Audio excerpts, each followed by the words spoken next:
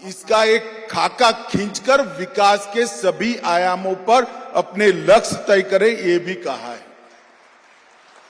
मित्रों, आज जब मैं यहां खड़ा हूं तब 8 साल पहले का उत्तर पूर्व और आज का उत्तर पूर्व, मोदी जी के प्रधानमंत्री बनने के पहले का उत्तर पूर्व और आज का उत्तर पूर्व, इसकी तुलनात्मक दृष्टिकोण से अभ्यास करते हैं तो मालूम पड़ता है कि मोदी जी के प्रधानमंत्री बनने के बाद उत्तर पूर्व पहली बार शांति और विकास के रास्ते पर आगे बढ़ा हुआ नजर आता है।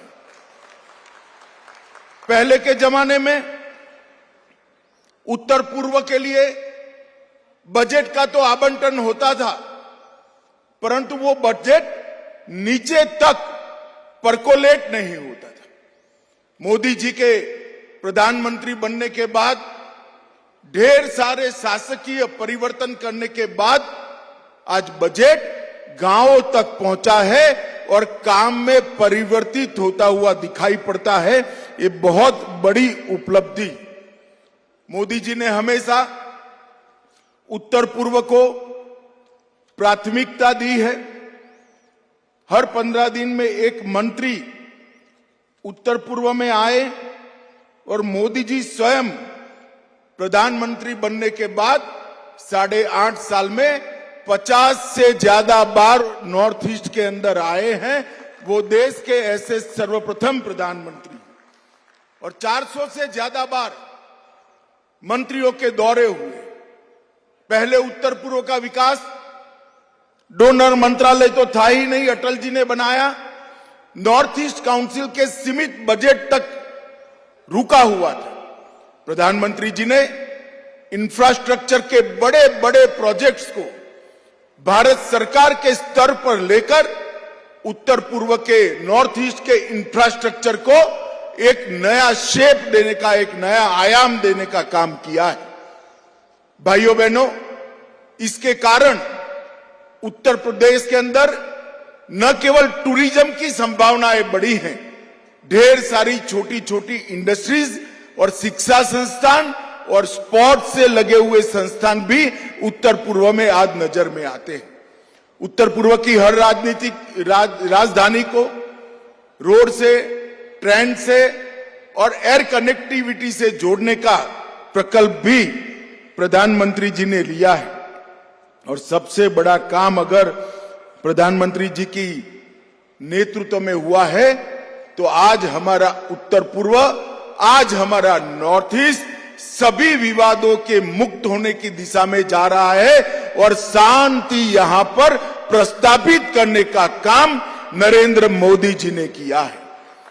ये 8 साल के अंदर जो पूरा उत्तर पूर्व पहले बंद, हड़ताल, बम धमाके, गोलीबारी से जाना जाता था, अलग अलग ग्रुप के उग्रवादी समूहों के अलग अलग घटनाओं के कारण उत्तर प्रदेश के लोग भी चैन की सांस नहीं ले रहे थे। यहां पर टूरिज्म और इंडस्ट्री भी नहीं बढ़ रही थी। ये 8 साल के अंदर अगर 2014 से तुलना करें तो विद्रोह की घटनाओं में 74% कमी नरेंद्र मोदी जी के शासन के अंदर आई है। सुरक्षा बलों पर हमले की घटनाओं में 60% कमी आई है और नागरिकों की मौत का जहां तक सवाल है 89% कमी आई है और लगभग 8000 युवाओं ने सरेंडर कर मेन स्ट्रीम में आना पसंद किया है। ये नरेंद्र मोदी जी की बहुत बड़ी उपलब्धि है, क्योंकि जब तक शांति नहीं होती है तब तक विकास संभव नहीं है। जब तक शांति नहीं होती है तब तक शिक्षा भी संभव नहीं है, ना स्वास्थ्य के संस्थान भी आ सकते हैं। मोदी जी के कालखंड के अंदर ही 2019 में NLFT से समझौता हुआ, 20 में ब्रू समझौता हुआ, बोडो समझौता भी 2020 में हुआ, कार्बी समझौता 2021 में हुआ और असम, मेघालय और असम, अरुणाचल के सीमा के विवाद भी बहुत बड़ी मात्रा में समाप्त हो गए। आज मोदी जी के नेतृत्व में उत्तर पूर्व एक विकास के रास्ते पर अग्रसर हुआ है।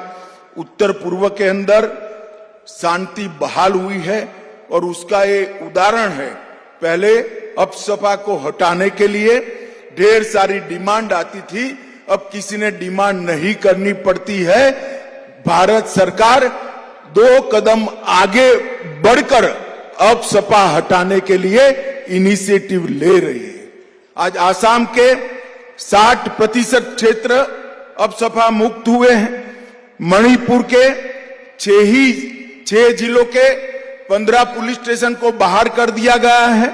अरुणाचल में 1 ही जिला बाकी बचा है। नागालैंड में 7 जिले मुक्त कर दिए गए हैं और त्रिपुरा और मेघालय पूर्णतया मुक्त हो चुका है। ये बहुत बड़ी उपलब्धि नरेंद्र मोदी जी के प्रधानमंत्री काल में मोदी जी के नेतृत्व में प्राप्त हुई है और हम चाहते हैं कि अभी भी जो लोग बचे हैं, जिनके साथ वार्ता हो रही है, वो अपने हथियार डाले, मेन स्ट्रीम में आए और इसके साथ साथ उत्तर पूर्व के विकास के लिए हम आगे बढ़े। मित्रों, एक मौका है, एनईसी का गोल्डन जुबली वर्ष। प्रधानमंत्री जी ने आज एनईसी की मीटिंग में ढेर सारे लक्ष्य एनईसी और राज्यों के मुख्यमंत्रियों के सामने रखा है।